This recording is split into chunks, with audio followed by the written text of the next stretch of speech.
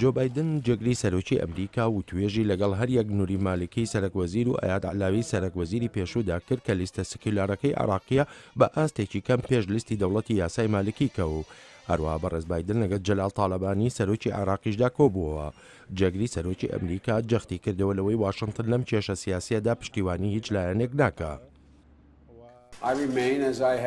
من هەر بەو شێوەیە دەمێنمەوە لە سەرەتاوە وا بووم زۆر خۆشببینم لەبارەی پێکێرانی حکوومەتێکەوە لێرە کە نوێنەرەتی هەموو لایەنەکان بکات. ئەحمەد عەلی شیکەرەوەیەکی عێراقی لە نێوەندی واشنگتن بۆ سیاسەتی ڕۆژهەڵاتی نزیک کۆکە لەسەرەوەی ئەمریکا دەیەوێت بێلایەن بمێنێتەوە. بەڕێوەبەرەتی هەر لە سەرەتاوە بریاریدا هیچ ترمیم بەسەر ڕامیارزانەکان و پارتە ڕامیارەکانی عێراقدا نەسەپێنی. لە وەتای هەڵبژاردنە پەرلەمانیەکەی مانگی سێوە مالکی و عەلاوی هەریەکەیان جەخت لەسەر پێکهێنانی حکوومەت دەکەنەوە.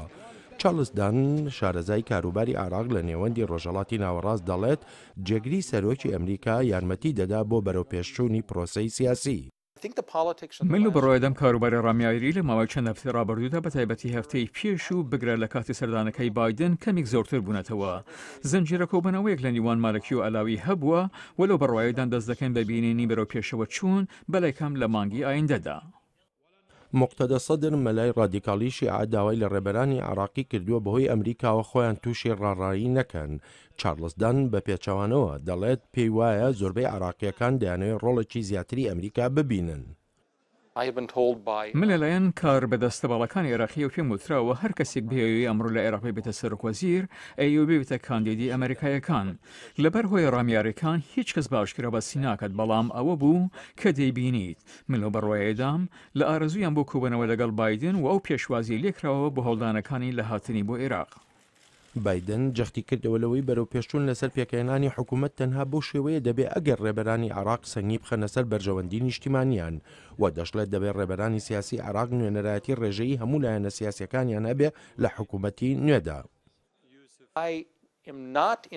من لەگەڵ سیستمی نوێنەرایەتی ڕێژەییدا نیم کە حکوومەتێکی یەکگردوو پێک دێنێت کە لە ڕاستیدا کارنامەیە بۆ تێکدانی کاروبارەکان.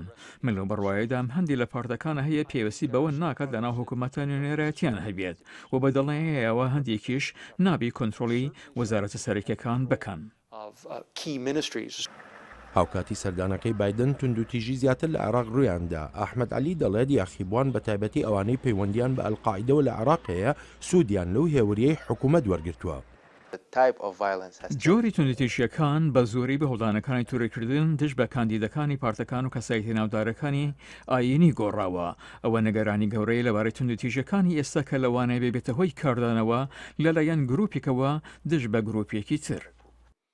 شێکەرەوە و هەندێکیش لە یاسادانەرانی عێراقی دەڵێن هێشتا چەند مانگێکی تری دەوێت تا حکوومەتی عێراق پێک بێنرێ.